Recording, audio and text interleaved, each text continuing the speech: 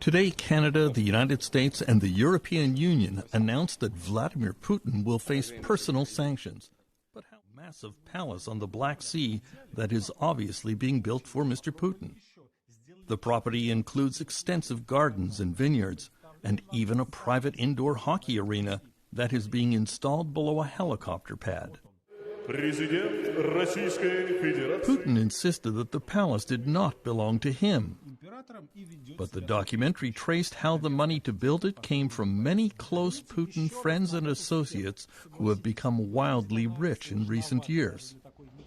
Bill Browder is probably the #1 international campaigner for sanctions against Russia. He ran an investment fund there until his lawyer was murdered and he was driven out of the country by Vladimir Putin. Vladimir Putin is a very rich man.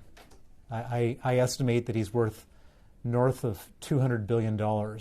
Most of that money was stolen from the state, but all of that money is not kept in his name. He keeps that money in the name of oligarch trustees. Put out a list of 35 top Russian bureaucrats and oligarchs who should be targeted by sanctions. Less than half have been targeted so far. Among the Putin cronies on sanction lists are his longtime friend and judo sparring partner Arkady Rotenberg, who has become a billionaire with lucrative contracts handed to him by the Russian leader. Arkady and his brother Boris Rotenberg were the first two oligarchs on the personal sanctions list announced this week in the United Kingdom.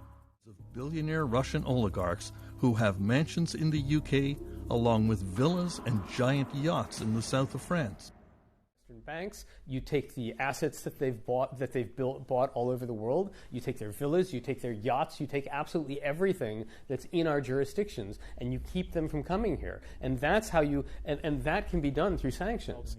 Bill Browder says President Biden has to target the top 50 Russian oligarchs. It would make it impossible for those oligarchs to conduct any kind of business around the world because no organization wants to be in violation of U.S. Treasury sanctions. Then extend to the children of prominent Russian officials like Foreign Minister Sergei Lavrov and presidential spokesman Dmitry Peskov, who reside in Western countries. Anne Applebaum has written many books about Russia. All of them have stolen money from their country and spent it abroad. And so, yes, I do think that going after their money, their property, their families. Many of them have their wealth stored under the names of families, either spouses or cousins or other relatives, is really one of the only things that we can do that would actually make them feel.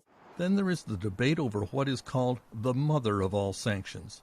If the U.S. government and the U.S. Federal Reserve levied sanctions against the Central Bank of Russia and Russia's $638 billion worth of gold and cash reserves around the world.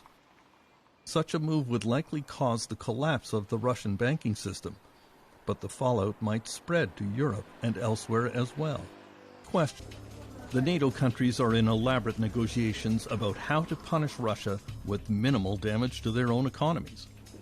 Today, the U.S. took its first symbolic step to target the sons of two of Putin's closest advisors, the first move to include families.